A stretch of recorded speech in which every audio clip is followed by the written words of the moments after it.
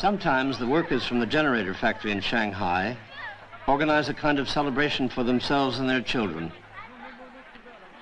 The main attraction is a foot race through the factory grounds.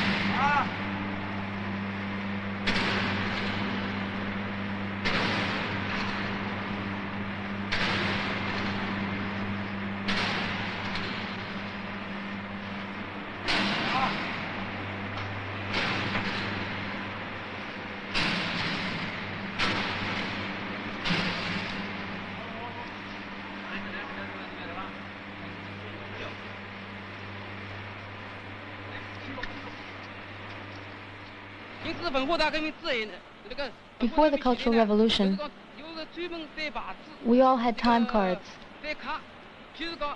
Let me show you. We had to punch in at the main entrance. Here there was a large board. There were 300 of us in the shop. You had to have your card punched every morning. You had to punch in on one side, turn the card over, and put it back. We had to punch it twice, in the morning and out in the evening.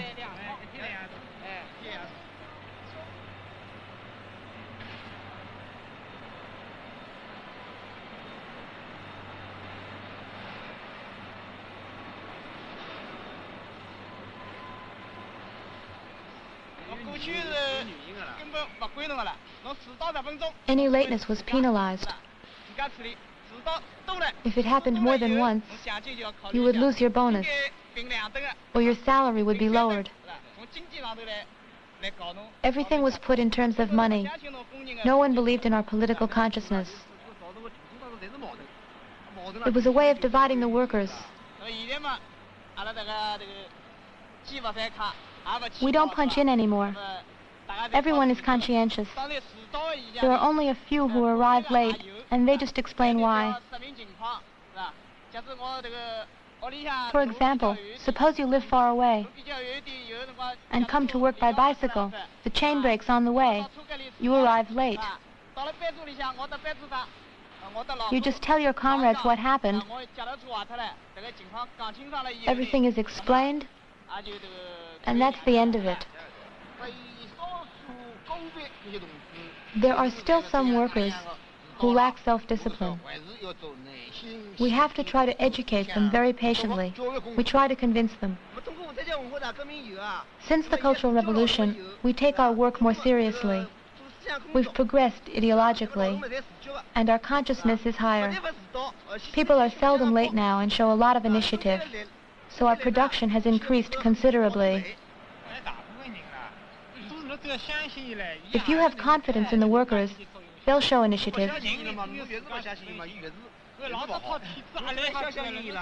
But if you don't trust them, they'll lose interest in their work.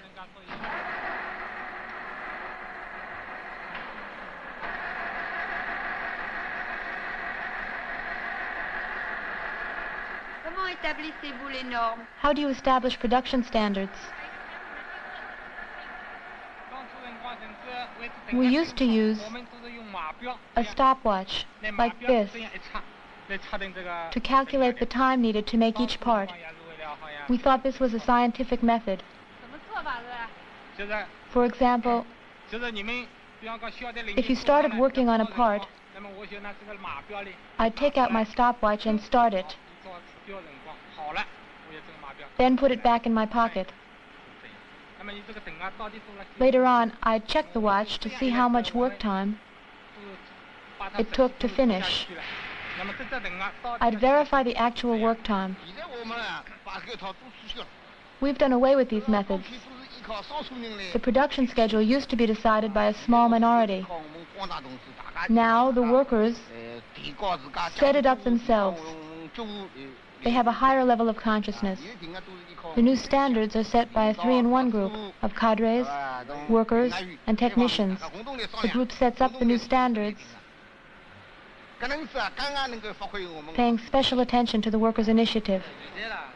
Now we use 3-in-1 groups of cadres, technicians,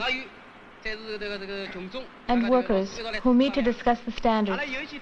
Before, there were jobs we couldn't finish on time. Now, with our new standards,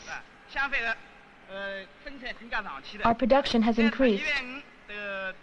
Take, for example, the 125,000 kilowatt pump. Before, it took 15 days to make one.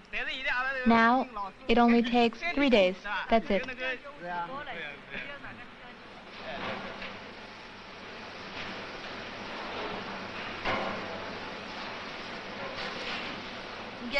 How much do you earn?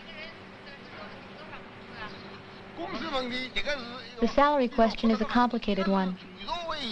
We inherited it from the old society. There's a nationwide effort to narrow the gaps. I started at the factory after the liberation. With my seniority, I earn 105 yuans. And you? 74. 80 yuans. I make 69 yuans. I make 53 yuans. I'm new. I make only 42 yuans. 58 yuans. In our shop, the highest salary is 126 yuans. And the lowest is 42 yuans. 42 yuans.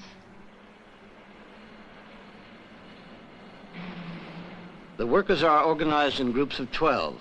Each person, besides his regular job, takes on other responsibilities for things like health, safety, or bookkeeping.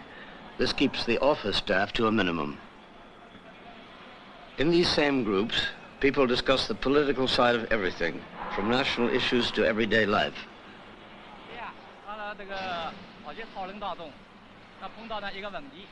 I think the question is, Should factories use the bonus system at this stage?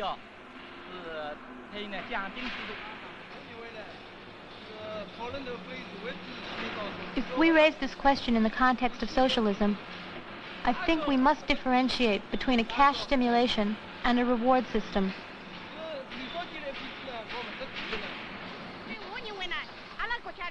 I think the reward system is really necessary. We must not confuse it with the system of cash stimulation advocated by Liu Shaoqi. The reward system only benefits those who really deserve it.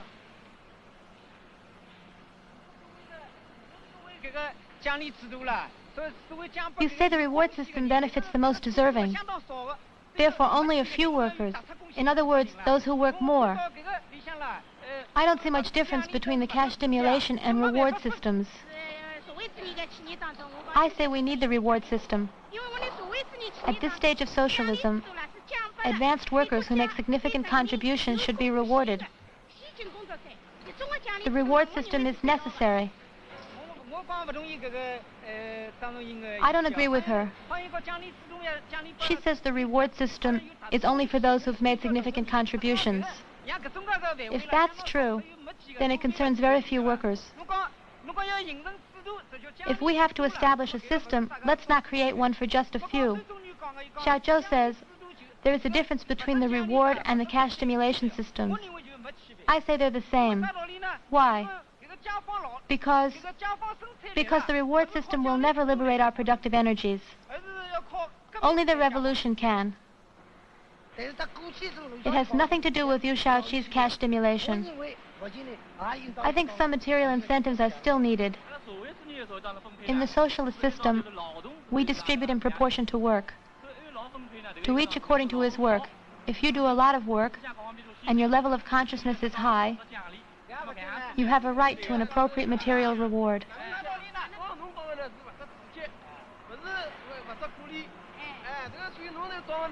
You think we're talking about cash stimulation. You're confused.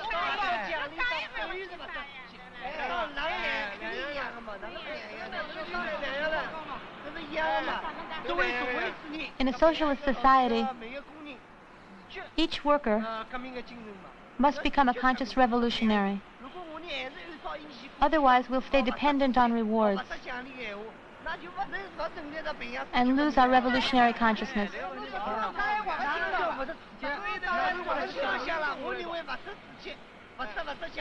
The rewards only benefit a minority.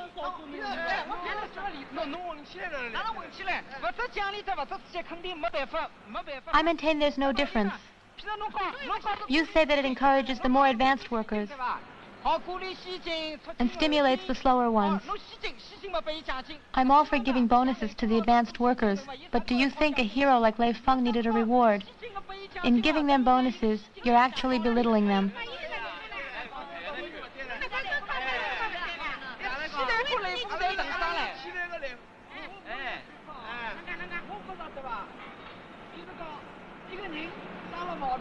For example, take a sick man who needs medical care.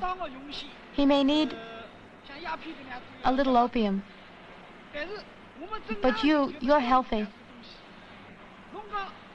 And if I give you some opium, perhaps it will make you feel good. You'll respond to the stimulation, but gradually you'll need more and more, and finally become addicted. Nowadays, we don't work for capitalists or bosses. We work for the people. That's why the quality of your work directly affects all the workers. When you understand the new production methods, you'll take your work more seriously. As long as we emphasize the political side of things, there's no harm in material rewards. And they go along with the principle of from each according to his ability to each according to his work.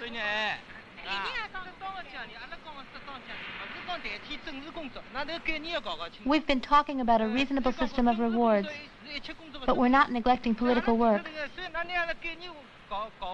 Reasonable rewards doesn't mean stopping political work. But there's a contradiction. Either we raise the level of consciousness or we give out rewards. The two things are contradictory. It's obvious.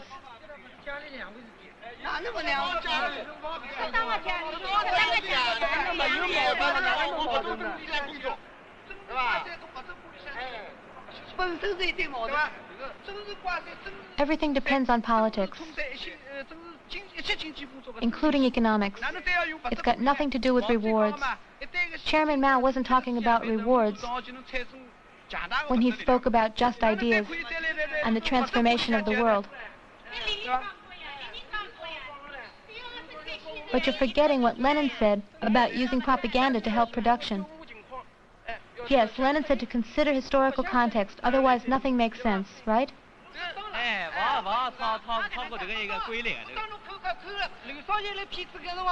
But the Liu Shaoqi group also talked about reasonable rewards. So they gave out bonuses. And then what happened? Look at what happened in shop number 11. They decided to use the reward system. And what good was it? In the beginning, little by little, the bonuses were not so important. But little by little, they weren't enough. And in the end, everyone wanted bonuses. Bonuses for everyone with no exception.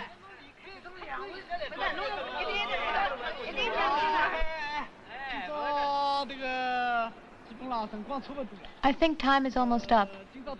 The discussion has been very interesting and lively.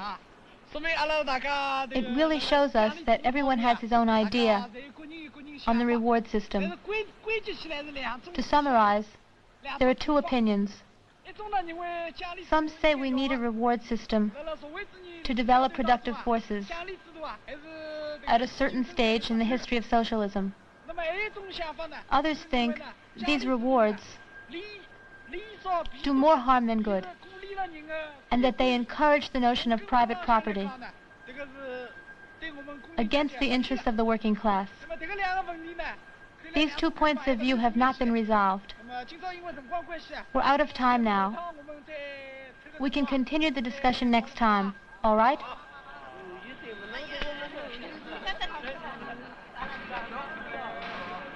The discussion here has come to a temporary halt. But as soon as the meeting is over, our cameraman, Li Tse-Xiang, picks it up again. Before long, the entire film crew is in a heated debate over the same questions. Official policy is in favor of eliminating the bonus system, but putting that into practice is another matter. In many places, the question remains open.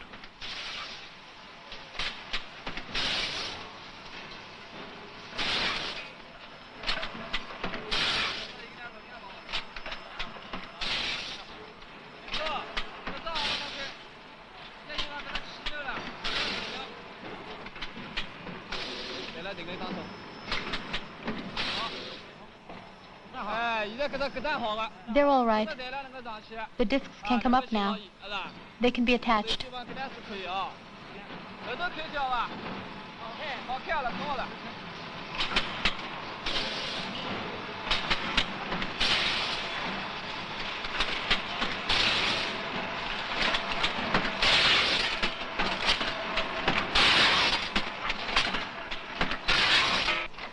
Cheng and Huang are two officials in charge of running a generator factory. We met them at an exhibition on the Paris Commune. I've worked here since the liberation of Shanghai. First, I was a worker. Then I was a party official until the Cultural Revolution. When the party committee was reinstated, I became assistant secretary. I've been here since the Great Leap Forward in '58. I was a quality controller in the casting section. I was an ordinary worker up until the Cultural Revolution. Then I took part in the revolt. Afterwards, I was elected to the Revolutionary Committee as a provisional member. Now I'm a permanent one, and I'm also on the party committee. A factory must be run by everyone together, and not by a few officials. The workers help run the entire factory, from general administration down to each workshop and group. They also take part in the leadership of the revolutionary committees and of the party committee. The workers actually run the factory themselves and make all the important decisions. At the beginning of the first 5-year plan, everything was completely centralized. We lacked experience. We were still using the Soviet system with one leader in charge. In the factory, there was one manager and one foreman in each shop. This kept the party on the sidelines and gave the power to a few individuals. The Central Committee and Chairman Mao noticed this, and things started to change during the second 5-year plan. Absolute ultra-democracy started during the Cultural Revolution. After our return to power and before the Revolutionary Committee was set up, at that time, the tendency toward ultra-democracy emerged in many areas. Before making any decisions, the party committee must consult the workers. We listen and we discuss. Whenever our opinions conflict, we ask the workers for advice. This way, the management staff and the workers can always come to an agreement.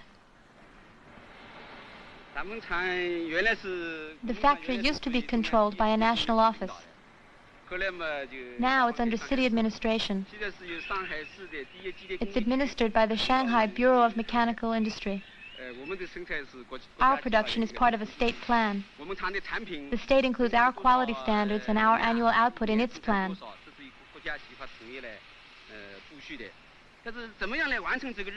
But the factory takes all the initiative in getting the job done and in mobilizing the workers.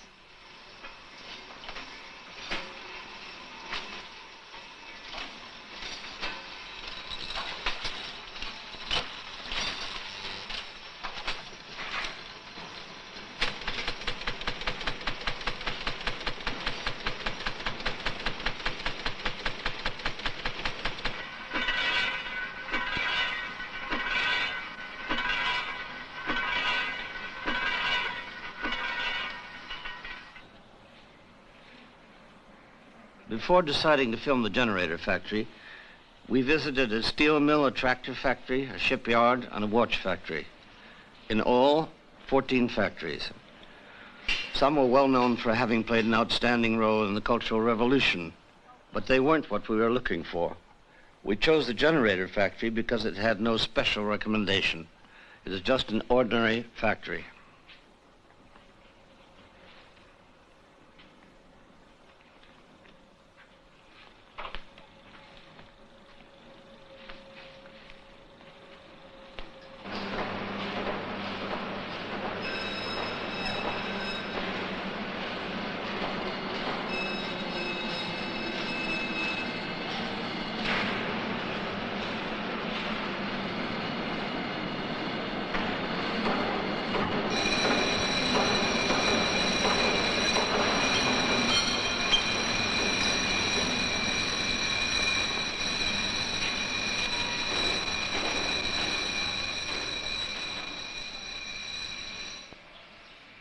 Twice a day, at 10 in the morning and at 4 in the afternoon, the factory comes to a halt for 20 minutes. The workers find many different ways of using the rest period.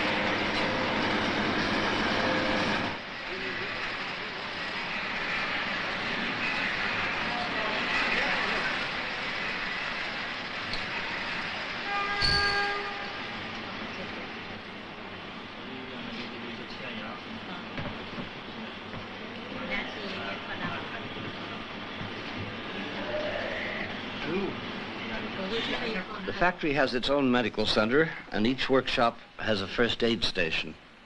The doctors not only take care of on-the-job injuries, but also the general health needs of the workers and their families. One day a week, doctors and nurses work at the machines.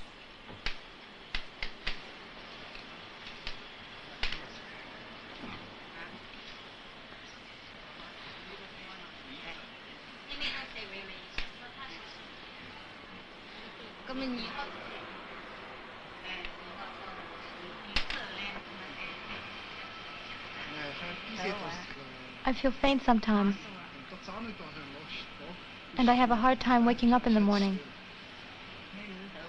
Do you feel dizzy? I feel weak, no appetite.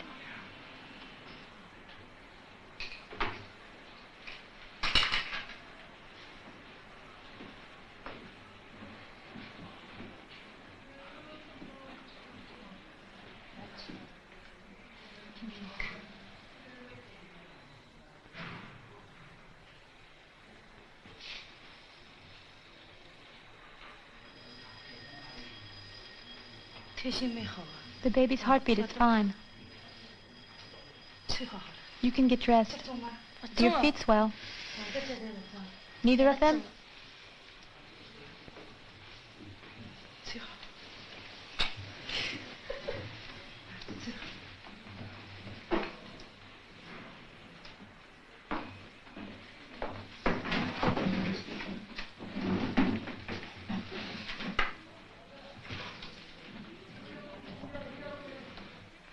How old are you? 26. Is this your first child? Yes, it is. How long have you been married? Almost 2 years. When will you stop working? After the 6th month, we get lighter work. If you work on a lathe, for example, you can switch to the supply room. If you prefer to have your child in town, you can go to Shanghai a few days before. Yes, you can stop 2 weeks before. That way you can go to Shanghai. I will then. Maternity leave is 56 days, right? If it's a difficult birth, 77 days. 70 days. But if you need to ask your doctor to extend it, he'll agree. On maternity leave, we still get our salary. Yes, 100%. Nothing is deducted. In the medical center, we also have a family planning program. During consultations, we give advice and information on birth control. Some women take the pill, others use an IUD. If someone wants an abortion, we handle that too. Who takes care of the baby after it's born? All the children go to the nursery on the factory grounds. While the child is nursing, the mothers work 7 hours a day, with 1 hour for nursing. Yes, 1 hour. The babies go to the nursing room when they're 56 days old.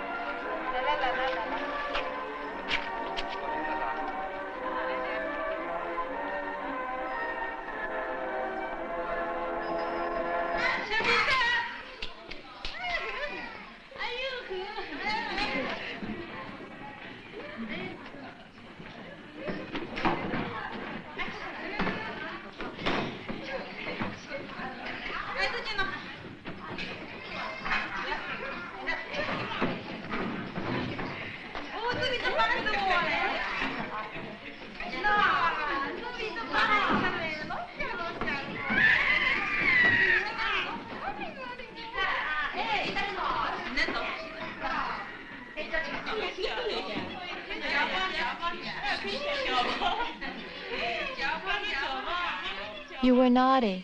Now you're nice.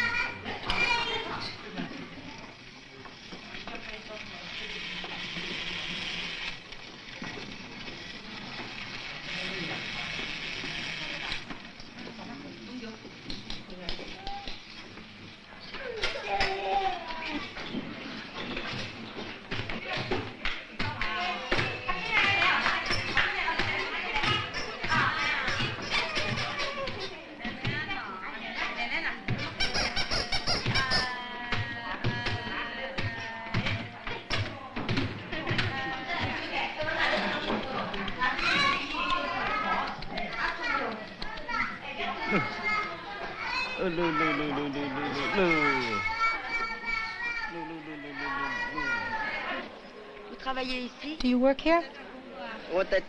Yes, I do. What do you do? I'm an arc welder. Is your wife here with you? No, just my daughter. My wife works in Hefei. Then you take care of the baby yourself? Yes, I do. How come your wife doesn't take care of her? She's been with me ever since she was born. My wife was in Shanghai, and she didn't have any time to take care of her. She didn't have any time. Let's go home, Daddy.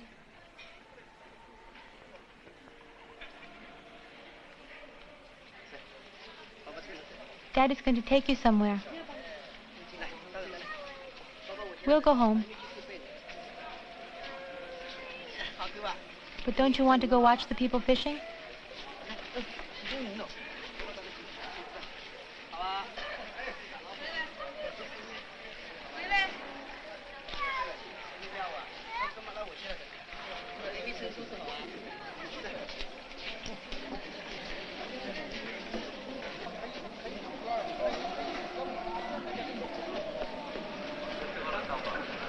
Some of the workers live in Shanghai, 20 miles away.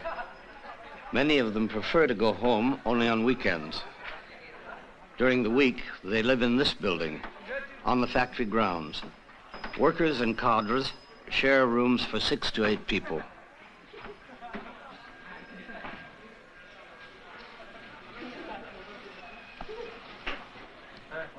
Ah, you're back. I'm tired. Was it long? I'm ready for a shower.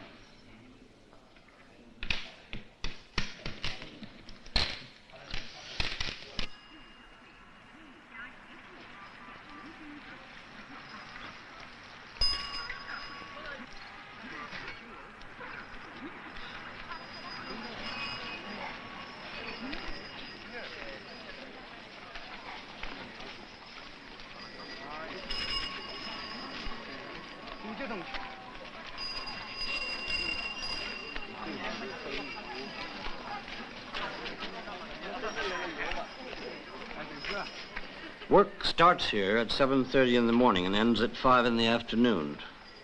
It's the same as in most other factories. In addition to the 2 daily breaks, work stops for lunch between 11:30 and 1 o'clock. The factory employs more than 8,000 people in dozens of shops and offices. Our problem is how to bring the factory's leadership closer to the workers. Political consciousness and production can still be improved. Since we've become managers, we've often been tempted to sit back and relax. We work less and spend more time in the offices than with the workers. We usually just hand down the orders. Even the new cadres should do a lot of manual work to keep in touch with the workers. It's also the best way we have to keep check on revisionism. We've all been workers, Huang too. But if you stop manual work, you forget what it's like to be a worker. Besides, we must stay in close contact with the workers to really understand all the production problems. Our presence gives the workers a chance to tell us what's bothering them and to criticize our weak points. It's very important in changing our ideas and in our work.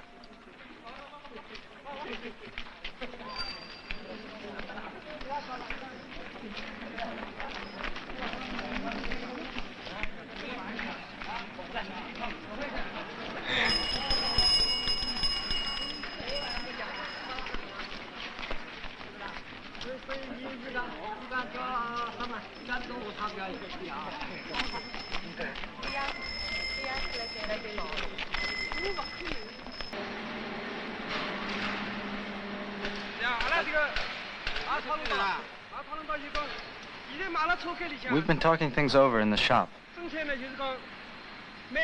We don't think the managers come down to the shops enough to see about production.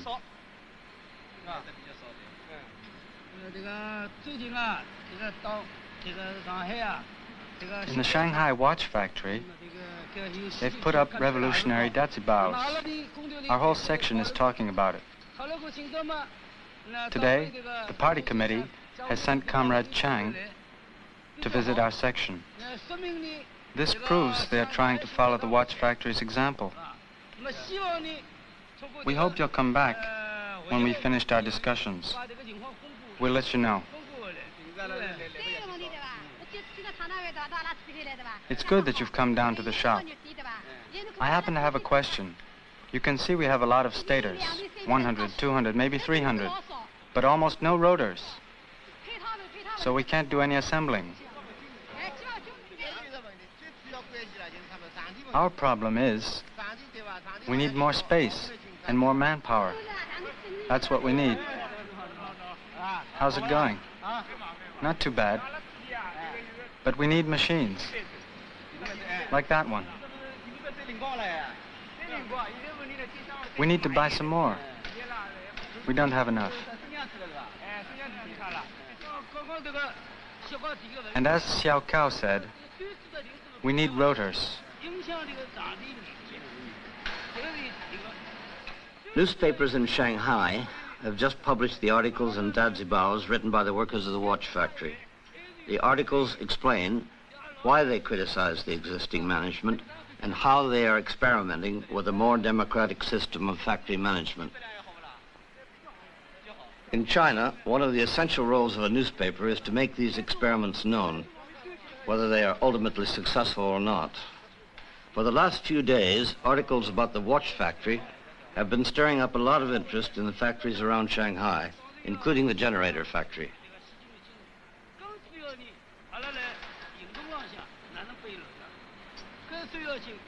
We've been having discussions here in the assembly shop.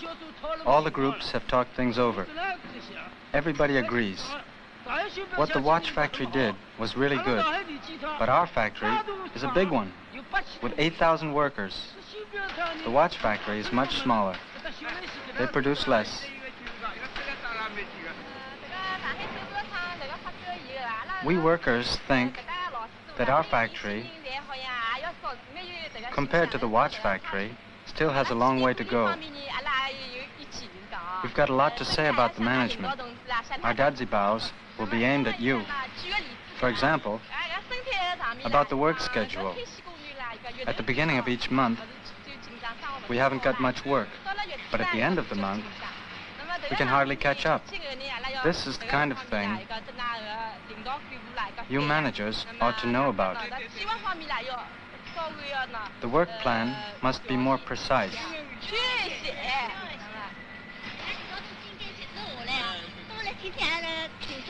You have to come to the shop more often, or our suggestions will be useless. If you don't, you'll get our dadzibaos. You must keep on warning us about things. That's all well and good, but we want some action.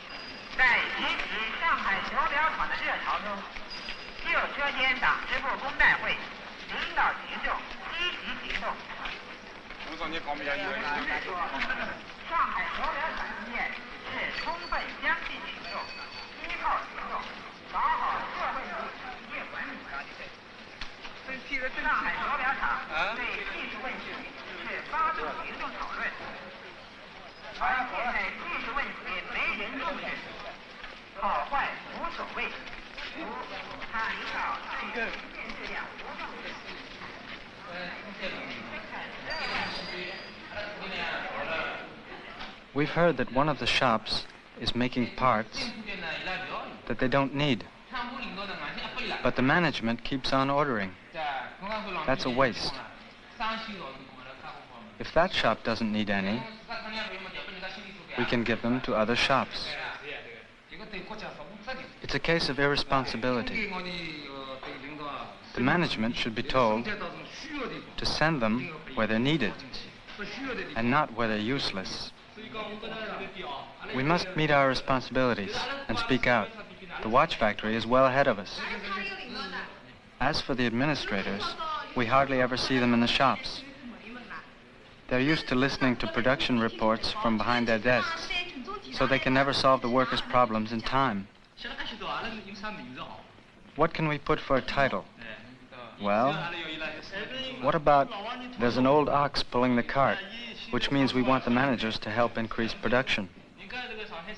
When did the watch factory article come out? March 10th.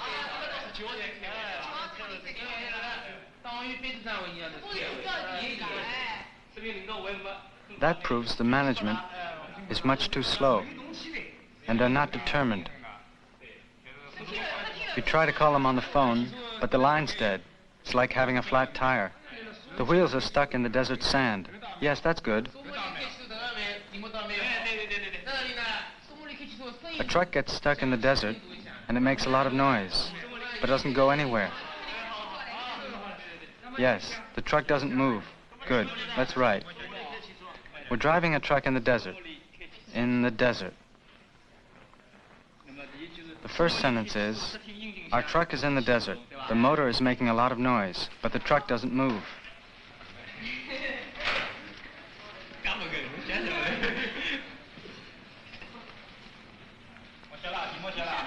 I'll start writing. Write big.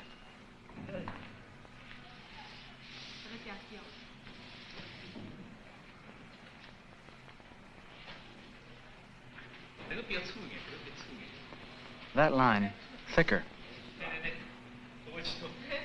A truck rolling along. Pass me the blue pencil. Here it is.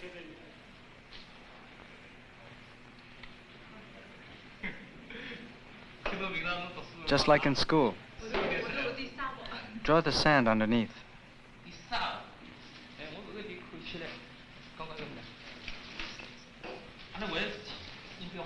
The comparison must be clear. It looks like... It's on the next page. Here. Technicians have united with the workers to improve production. We must protect the fruits of the Cultural Revolution. And here, we must establish new relationships between management and workers. Is it ready to go? We've emphasized how far behind we are in relation to the watch factory. 1, cadres must do manual labor. 2, get the workers to help improve management. Right? 3, stay in contact with the workers to solve problems fast. 4, resolve production problems dialectically. That's all?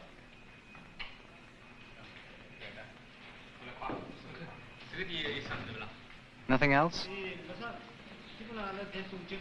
No, that's everything.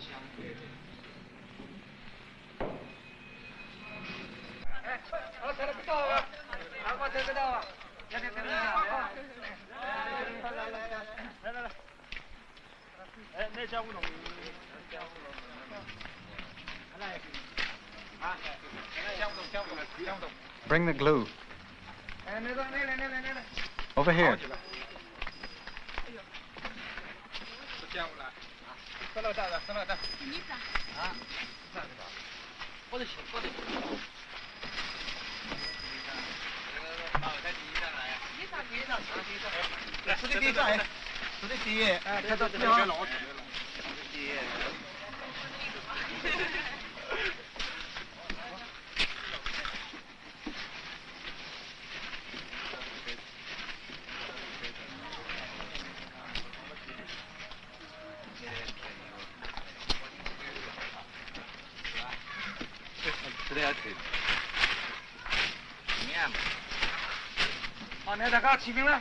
Do you want to sign? Who wants to sign first? Go on, go ahead.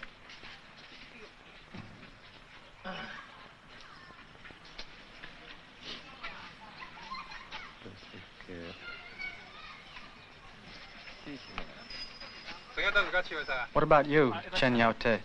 Sign for all of us.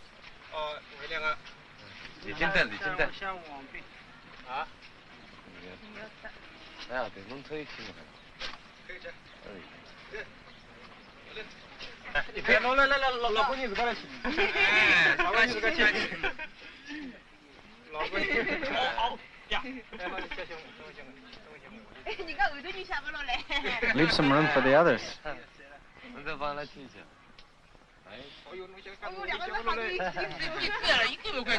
Your writing's too big.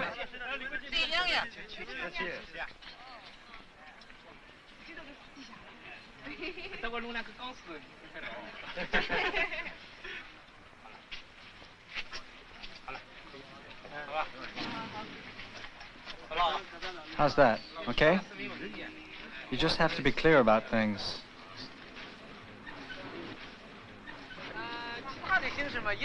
There may be other ways of doing things, but we prefer dajibaos.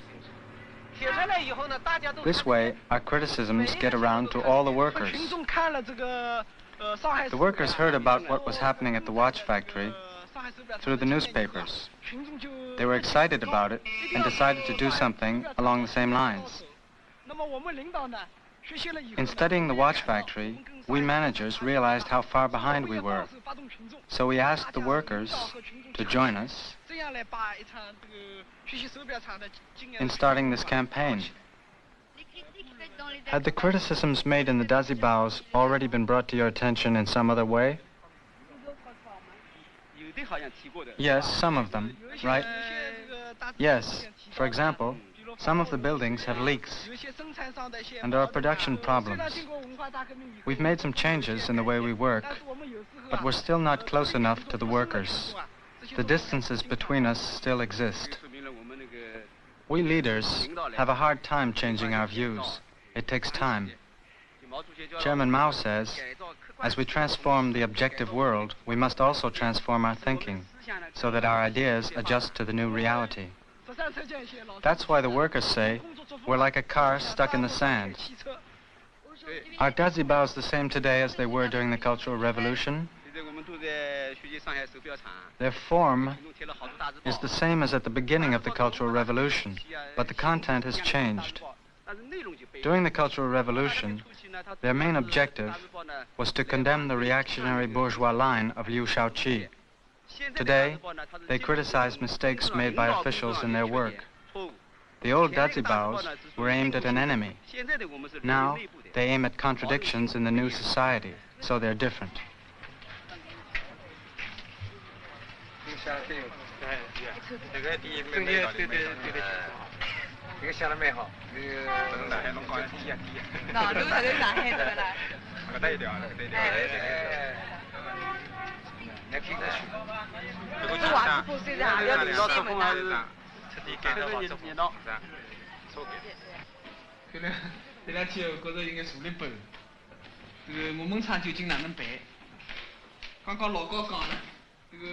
The members of the party committee who are responsible for general management have been forced to take some action. This is the first directors' meeting since the beginning of the movement. It's no use pretending that running a factory is an easy job. If you want my opinion, the first thing we have to do is work out our political position. I think the workers are unsatisfied with the way we work. They think our administrative methods are too sloppy. Too many problems are neglected. For example, the workers in shop number 1, this year, their work has increased enormously, almost doubled, but they're still in the same building. It's much too small for the work they're doing. That's the kind of problem we should get to quicker.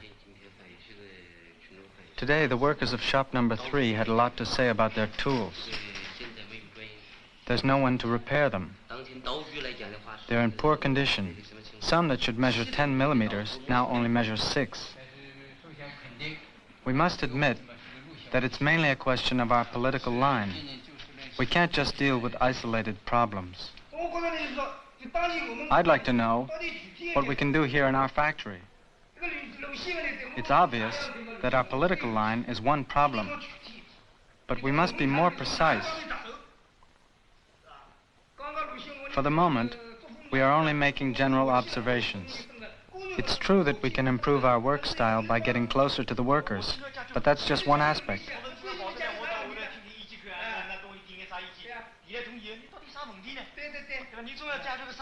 But if you go to the workers, you can solve things. And if we don't decide things here and now, we'll be criticized later on, and we won't know what to do. Don't you think so? I agree with Huang when he says that work style and management policy both depend on your political position. The political line you follow will determine the way you work. The question of political line seems abstract, but in fact it's concrete. There are dazibaos everywhere. The party committee should appoint people to study each of them. We must try to give an answer to each dazibao. The workers must know that we are taking their criticism seriously. That will encourage them. Otherwise, we'll have more and more dazibaos, but no action on our side, and the workers will get discouraged. Our self-criticism will encourage the workers to bring all the problems to light. To profit from the watch factory's experience, we must take a good look at how our managers work. Over there, they take part in manual labor. I'm a new cadre. Since 1970, I've only worked once in a shop. Just once in 3 years, and I've never gone back. I'd like to point out that last year, some members of the party committee went to work in the shops for 3 months. The workers were pleased. But this year, we have a smaller staff and more work. There's a lot that should have been done. So I'd like to ask the leadership to act on this. Before April, we must send some comrades to work in the shops.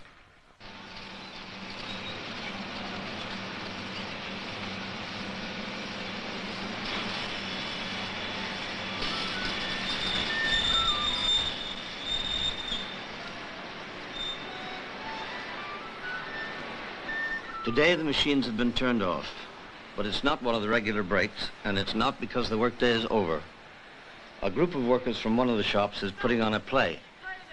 They are acting out the story of how they build a huge 125,000 kilowatt generator.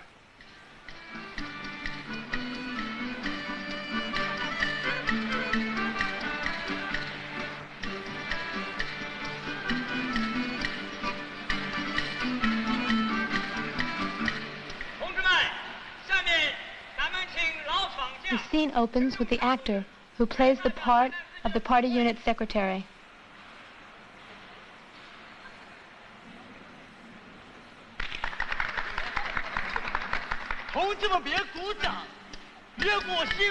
He is acting the part of an old, experienced worker.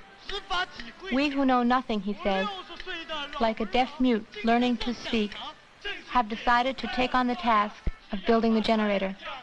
旧社会的穷工人今日把家当，这白天的劲头没用完，晚上接着忙。他决心改造发电机，打破洋框框。老班长、老厂匠带头把关厂，创造上水内人为毛主席争光。有个工程师，他名叫杨重阳，抽样流过血，还经过羊血塔。告段落。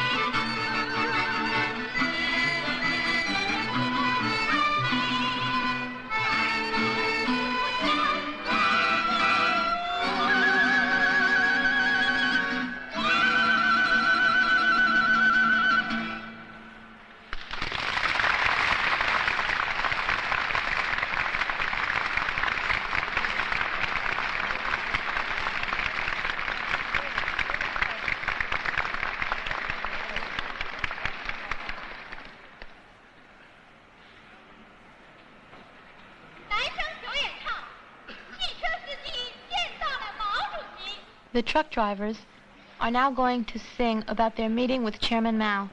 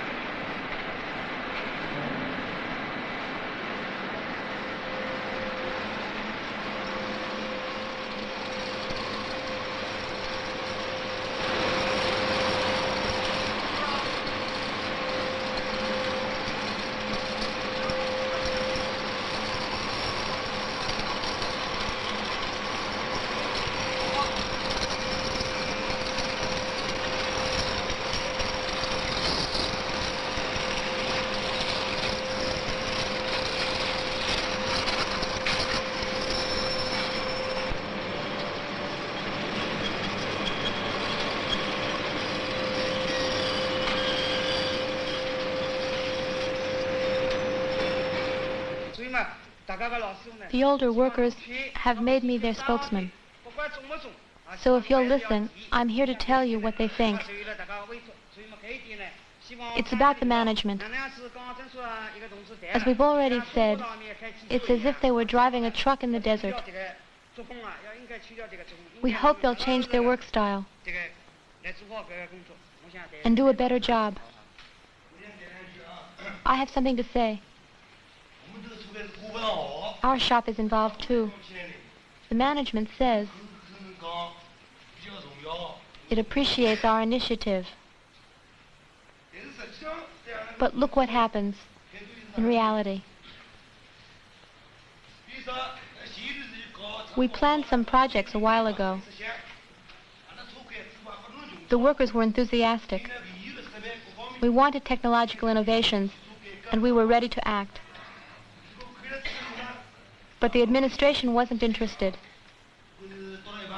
As a result, after all our hard work, nothing happened.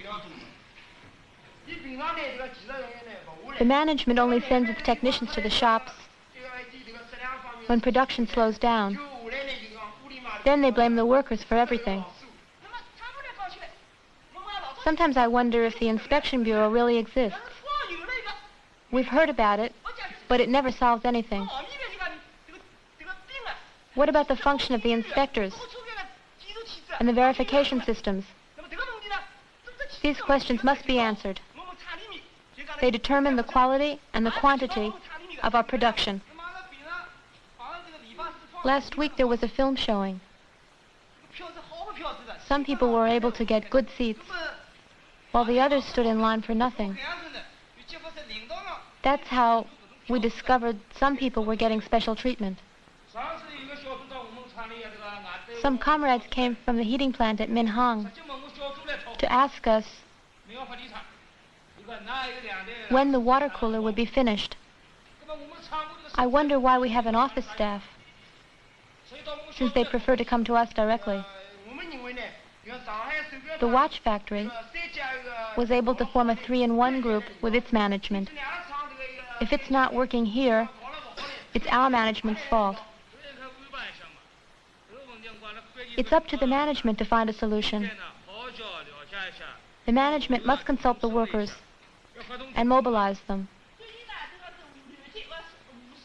The electrical equipment companies of Wuxi, Suzhou, and Shanghai, and a theater group in Peking, have sent in some orders.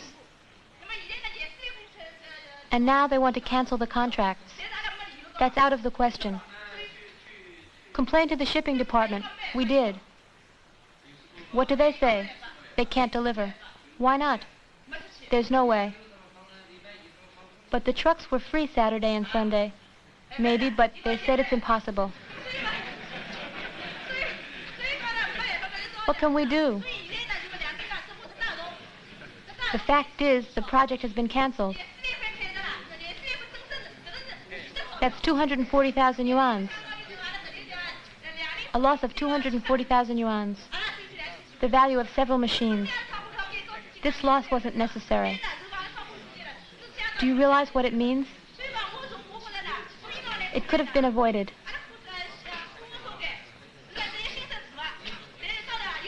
The other shops are always ready to back us up.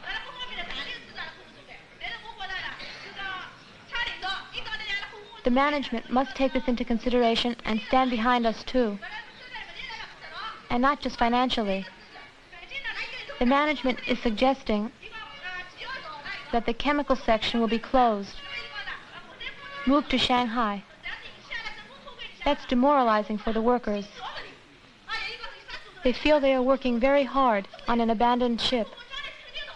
As far as we're concerned, the shop shouldn't be closed.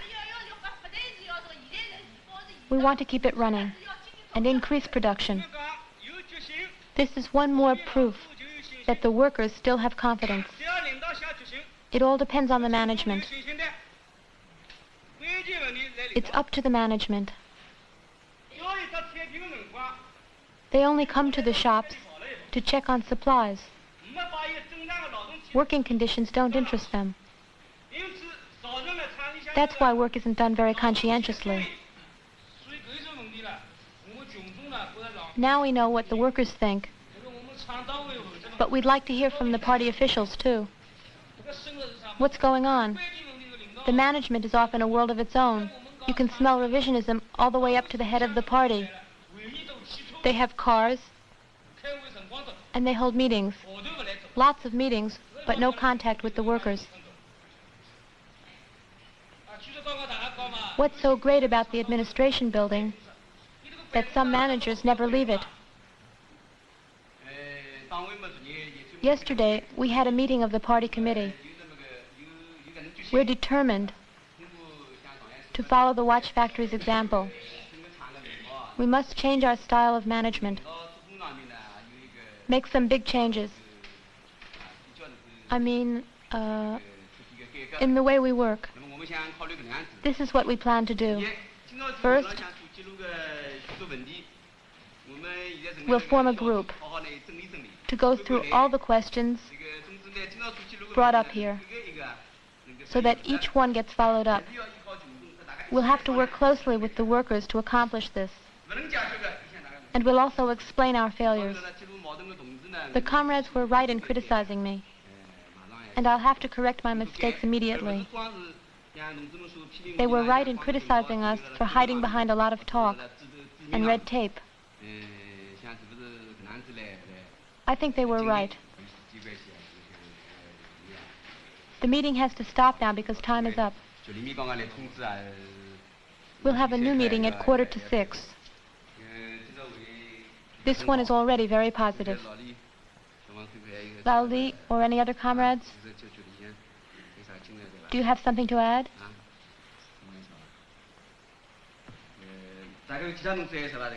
No other comrades have anything to say?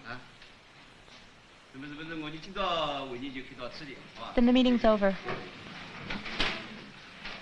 At 5:45, the meeting was resumed. When we left the factory a month and a half later, the meetings were still going on, and the space reserved for the dazibaos had grown far too small. The movement lasted 3 months. It took 3 months for the workers to make all their criticisms, for the leaders to criticize themselves, and for the whole factory to get together and agree on how to reorganize production.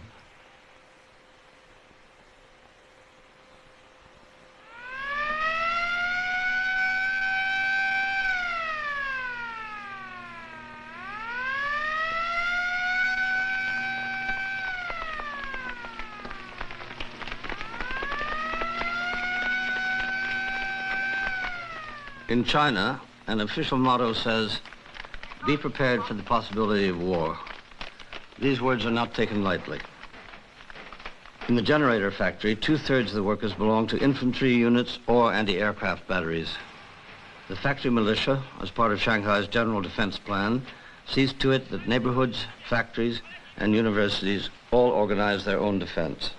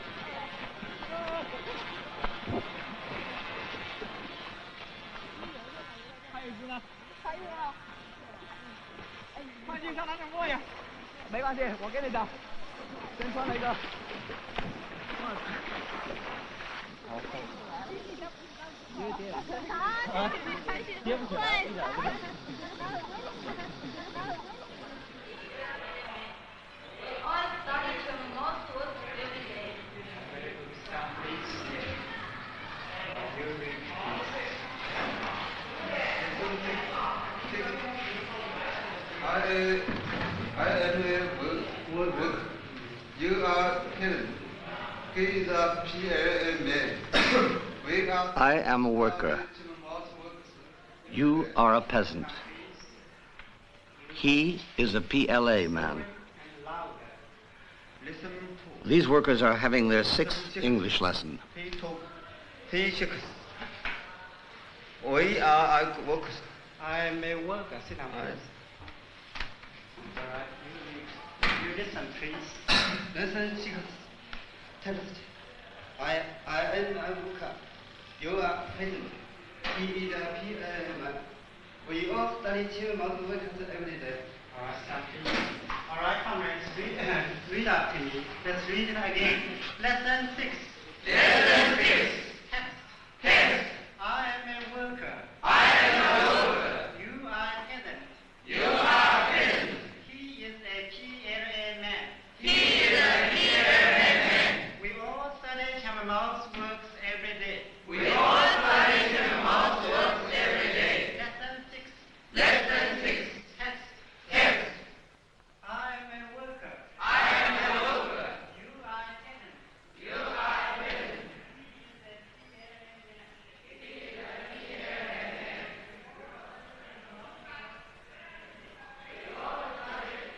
The factory has its own classrooms.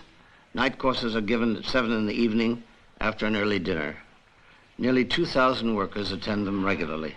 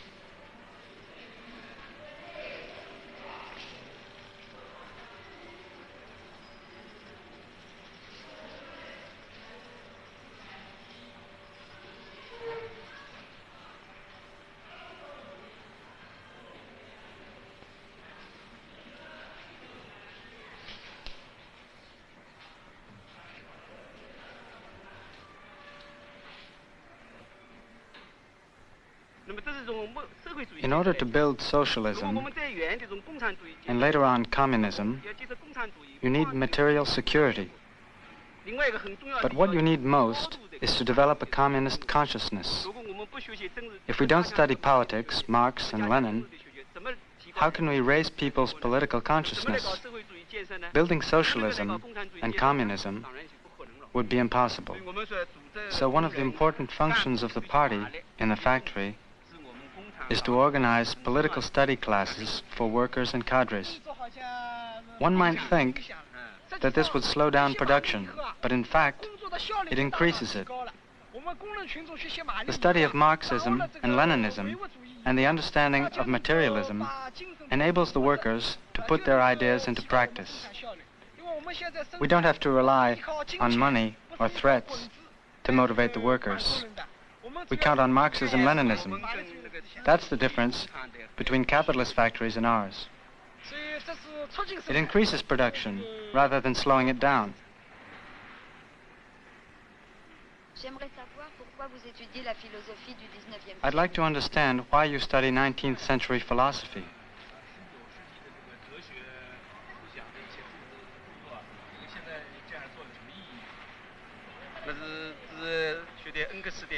You mean the study of Engels' anti-Düring. The anti-Düring is one of the most important classical works of Marxism-Leninism. Although it was written in relation to a particular struggle between Marxism and opportunism in the 19th century, it's still valid. We study the anti-Düring today to help us understand the meaning of materialism and of idealism. An impulsive reaction is very similar to a false intuitive thought. What is an impulsive reaction? What does intuitive thought mean? In the third chapter, Engels concentrated on denouncing and condemning Düring's a priorism. Düring taught and defended a priorism, claiming that principles exist prior to objects. Düring maintains that thought is a framework. According to him, the unity of one's thought creates the unity of being.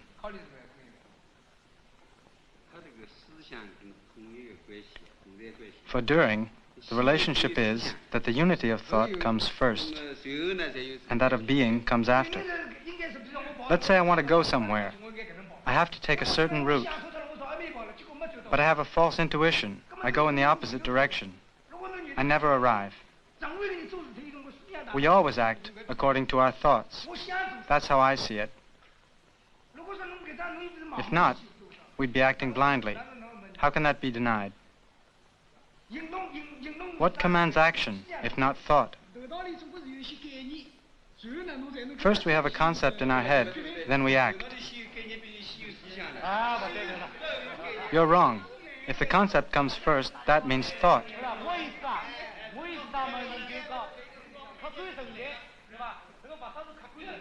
Matter exists objectively.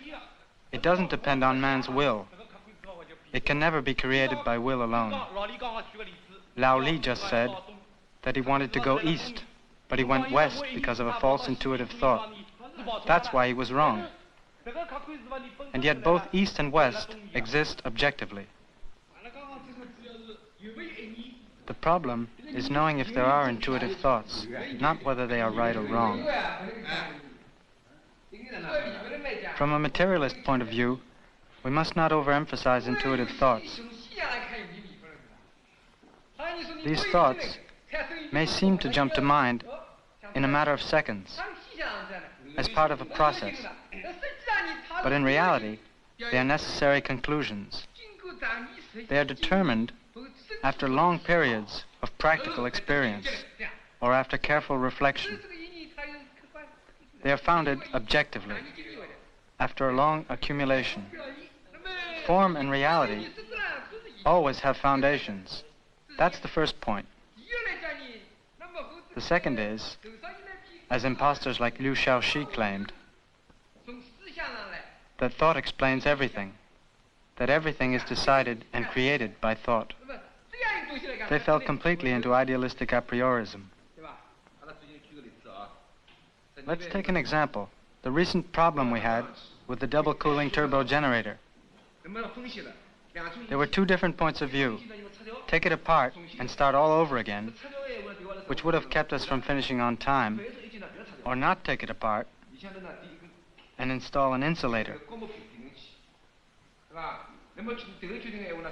Taking it apart would have kept us from getting the job done, but installing an insulator was just what we needed. That proves that this intuitive thought was correct. But where does this thought come from? Where did it come from when the decision was made? Was it innate? Or did it spring right out of practical experience, from acquired knowledge? The question is, where did this thought come from? It's the result of accumulated experience. So it didn't just drop out of the sky. But intuitive thoughts do exist. If Lao Yu told us, take the rotor apart, wouldn't that be a sudden intuitive thought? Take it apart? If he told us to do it, we would. Because Lao Yu acts on the basis of his own experience. Otherwise, we wouldn't do it. That idea should be criticized. A sudden intuitive thought, in my opinion, is actually a concept. The question is, where does this concept come from? If we just take things literally, we can accept the concept of wrong or right intuitive thoughts. First they study in small groups. Then all the groups meet together in a general assembly to present and discuss their work. These workers come from families that were illiterate just 30 years ago. Today they have begun to reflect on philosophical issues which are considered too important to be left in the hands of a few specialists. Mao Zedong says, philosophy must liberate itself from the lecture halls. It must enter into each person's life.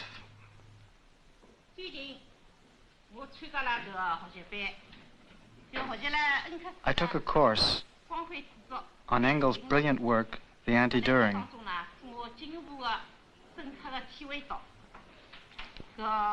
I've understood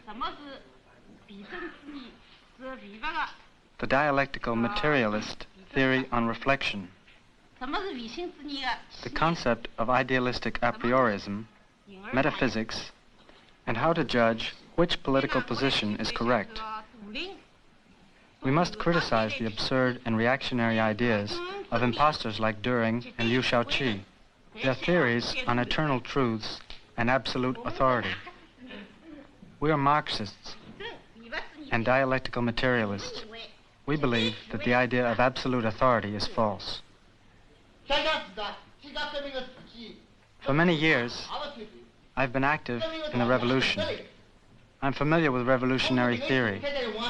Thanks to the Cultural Revolution, and thanks to the bitter struggle between the two political lines, I've learned that it's not enough to have working-class solidarity and a desire to work hard for the revolution.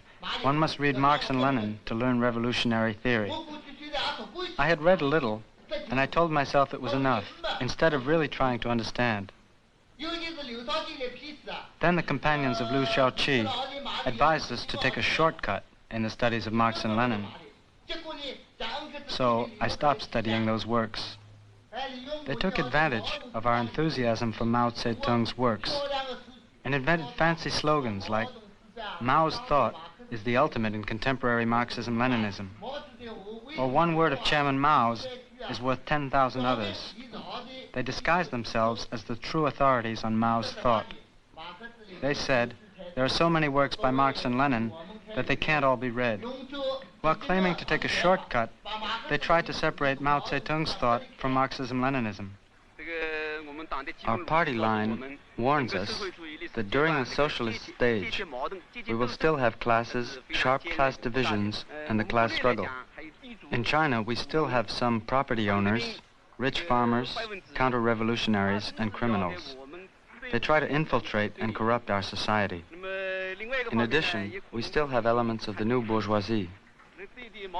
That's why Chairman Mao has said that there will be a second, third, and fourth Cultural Revolution.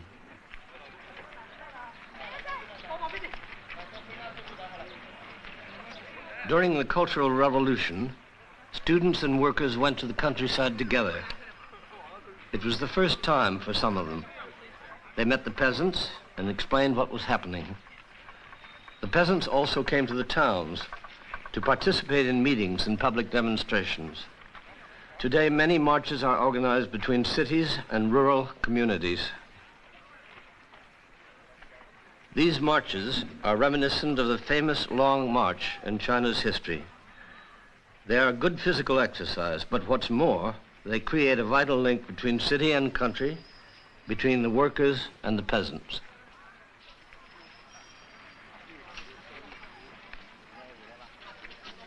Today, 1,200 of the 8,000 workers in the factory will leave for the countryside. When they come back in 3 weeks, another group will leave. Not everyone agrees about these marches. Some people think that the missing labor force slows down production. We attended several meetings on this subject. The discussions went on for a long time. But even with many of its workers away, the factory still continues to function.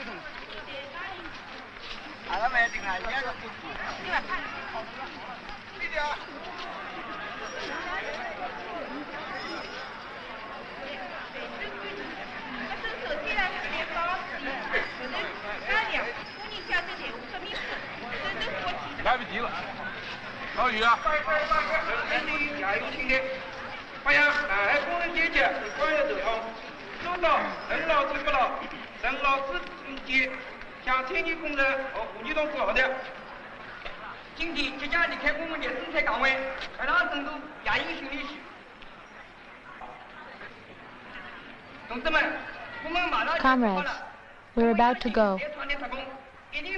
We know that those who remain in the factory will keep up production while we're gone. We'll be eager to hear from them. Don't worry. We will make this march a success. We'll do our best to show our appreciation to all those who've helped out. We'll see you when we get back.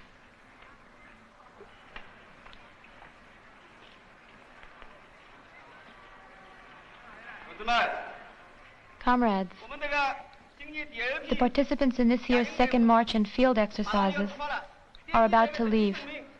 Our past 3 years of experience have shown everyone in the factory the great advantages of these exercises. They do as much to keep up our morale as to develop our courage and physical strength.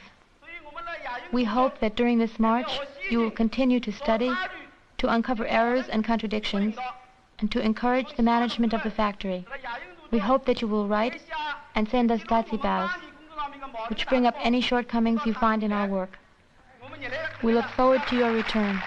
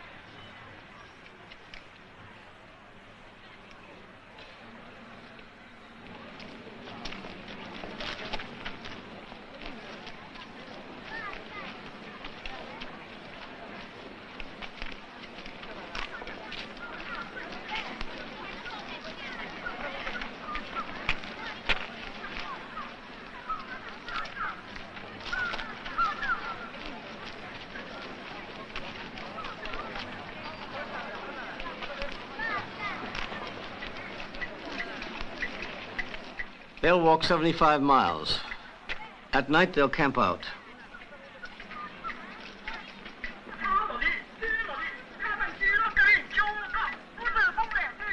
Storm and thunder of the 5 continents. Our vision is far-reaching. With blistered feet, we go forward courageously. Poems. Their rhythm beaten out by bamboo clappers accompany the marchers.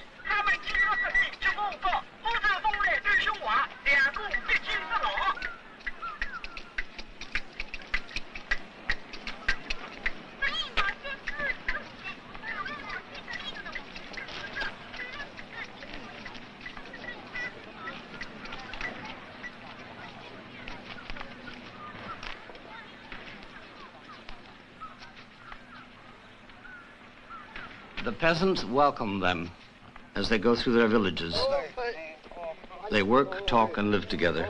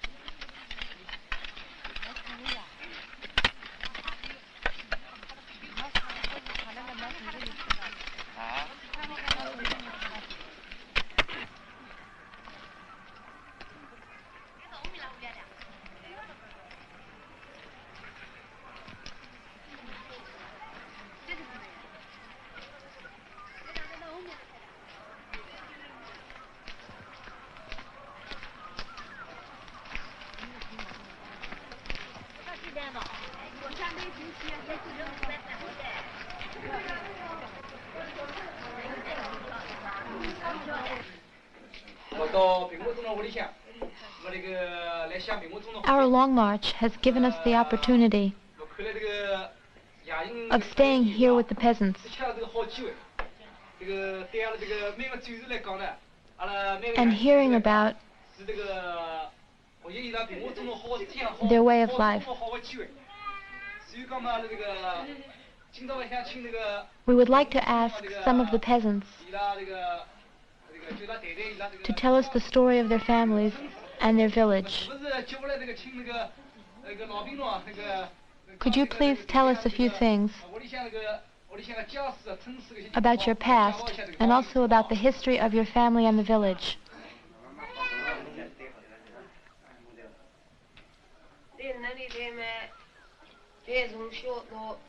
Well, since you want to know, I'll tell you how I suffered during my childhood. Nowadays, no one suffers like this anymore. I lost my father and mother when I was only 5 months old. I don't know their names, nor in which village I was born. I was 6 months old when they gave me away to a family who settled here. When I was 11, I chopped logs and gathered firewood. When I was 15, they married me off.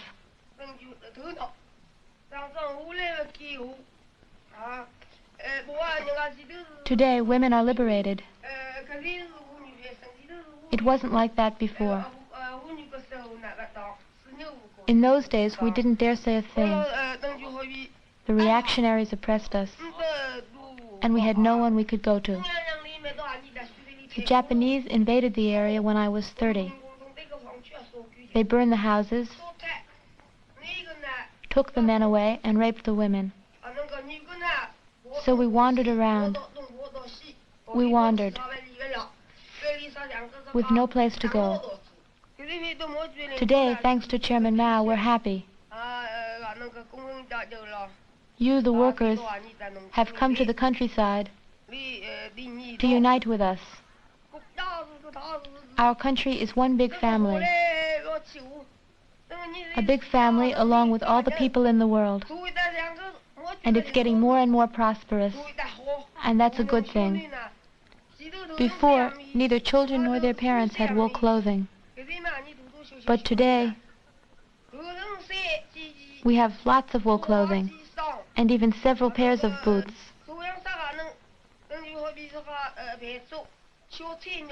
Since the liberation, we eat more and we eat better.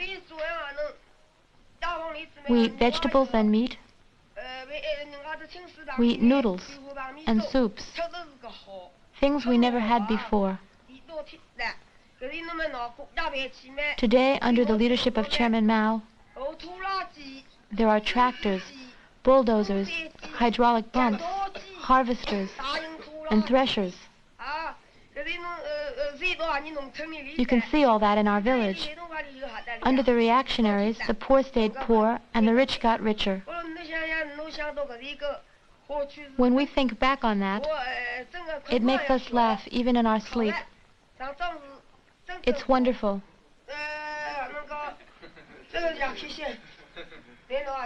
Look over there, little one. Turn around.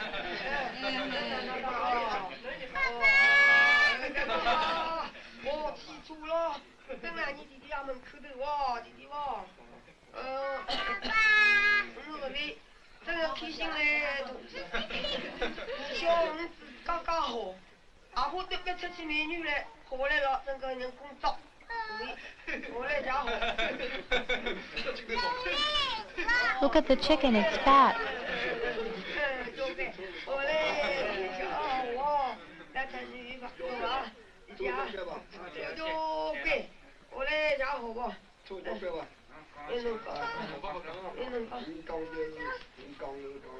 I want to tell about the past too. One day I went out for a walk with a 12-year-old boy, not far from here.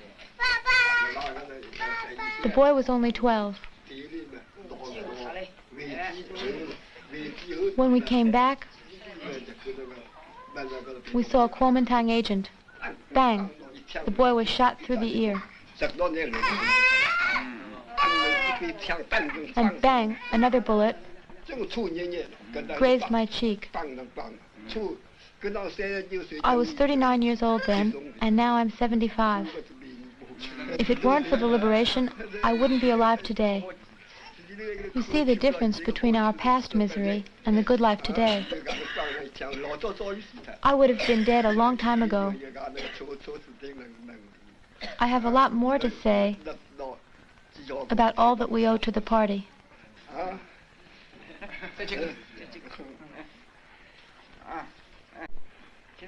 Go on. Go on, Grandpa.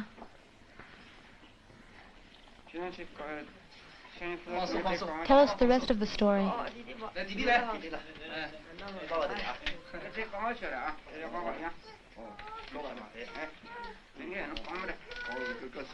Now I'm going to talk about more pleasant things. I have a son who works for the city government in town. One day, he invited me to visit him. I asked how to get there, and they told me to take bus number 44 or 45. The bus went really fast. I felt like the wheels weren't even touching the road,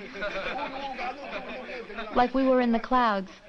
There were lots of cars, big ones and little ones, red ones and green ones, coming and going.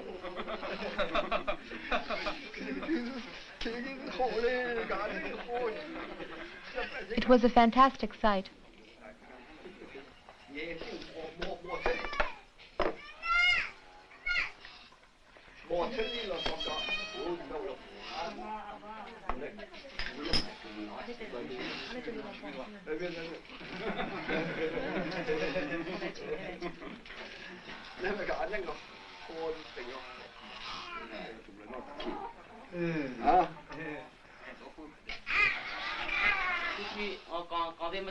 We've heard these peasant stories, the grandpa and the grandma.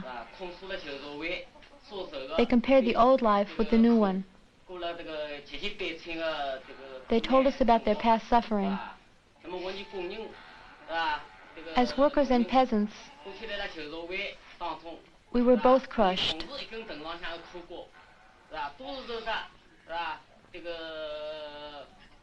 As workers and peasants, we were both exploited. We were treated worse than beasts of labor. My eldest brother used to work in a factory in Shanghai where he slaved day and night. He became ill from working so much. Finally, his strength gave out, and he collapsed at the end of a long workday. He died in front of the factory gate. My eldest sister went to work in a spinning mill in Shanghai when she was only a child. She caught leprosy and was thrown out the door. Eaten by leprosy, she died a horrible death. As for me, when I was still a child, I worked more than 18 hours a day. Now, since liberation, the working class has freed itself politically, culturally, and economically. The young workers are listening to the veterans of the revolution who organized the first big railroad strike in 1923.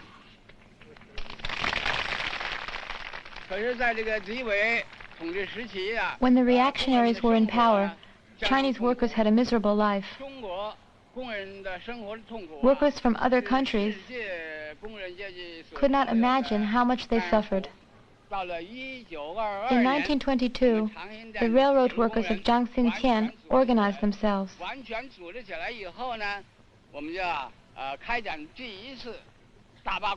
We held the first big strike on August 24th, 1922. It was the first big strike of workers on the Peking-Hankow line. The movement was based in Jiangxintian.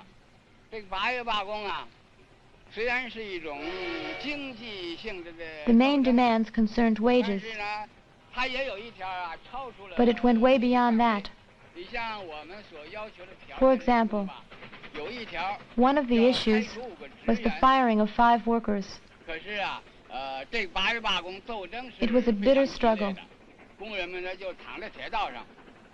The workers lay down across the tracks and tore the guns away from the police with their bare hands. The strikers held their ground. Thou here was with them.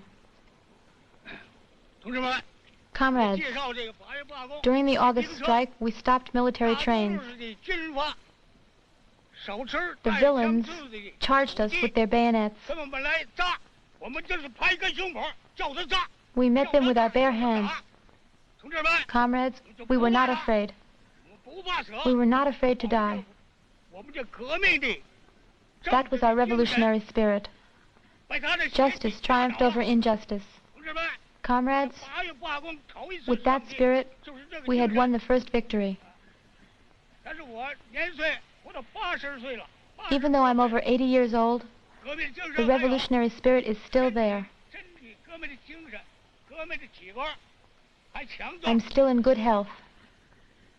Finally, I wish a long life to Chairman Mao and good health to all the peoples of the world. That's all I have to say.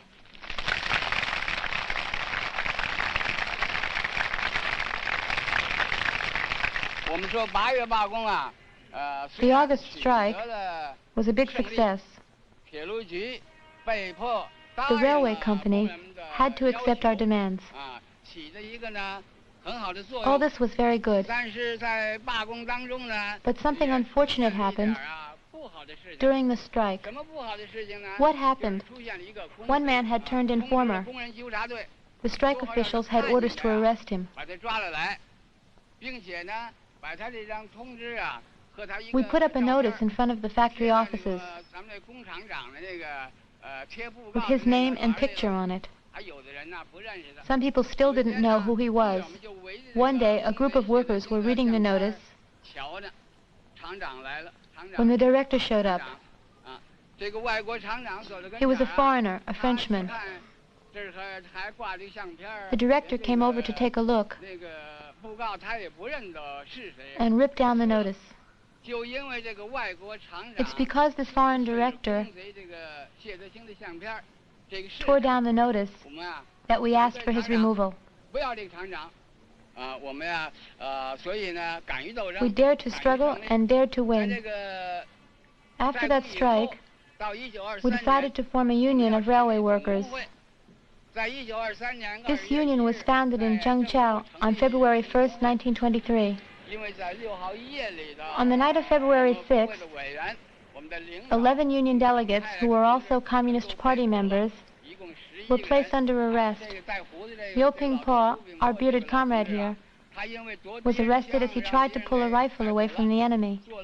He got 1 year and 8 months in prison, where he continued to fight.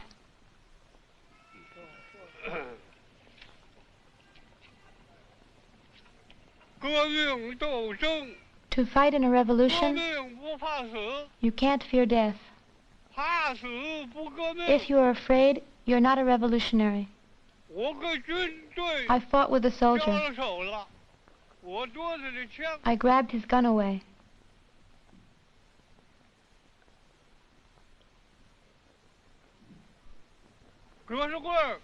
They fired at us.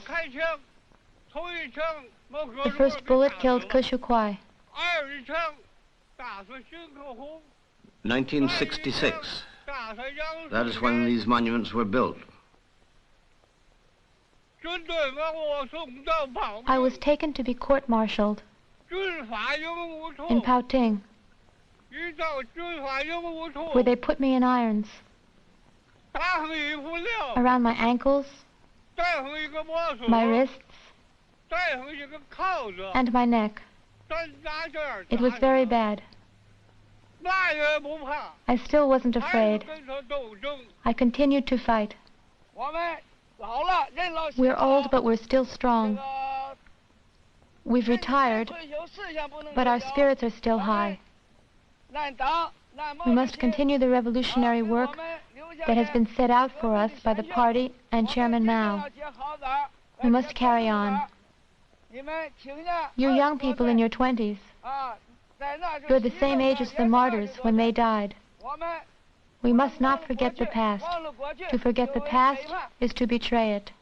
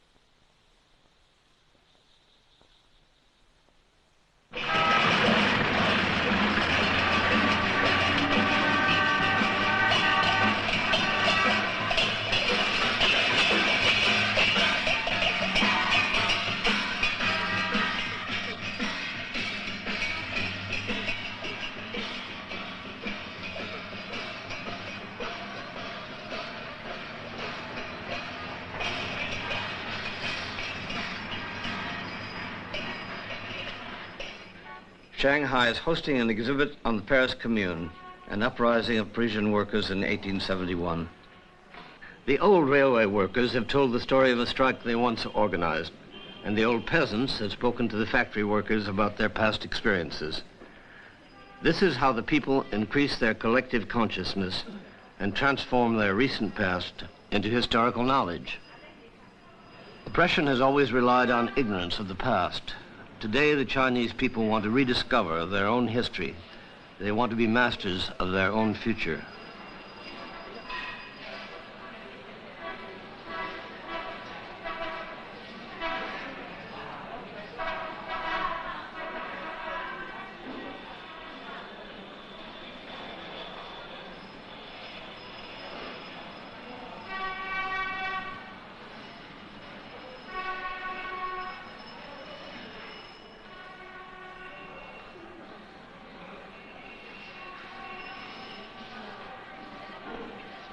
The Cultural Revolution has shown that the principles of the Paris Commune are still relevant.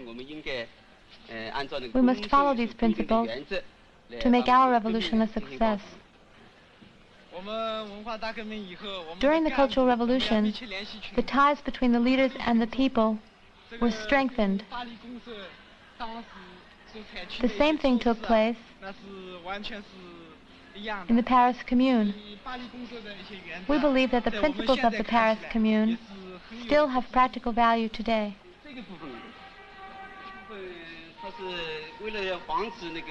To avoid the creation of a privileged class, the Commune decided that the annual salary should not be more than 6,000 francs.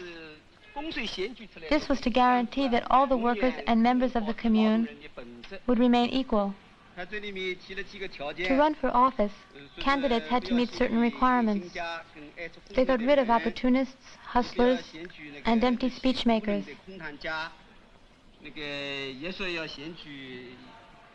They asked the electors to vote for those who were really ready to serve the people.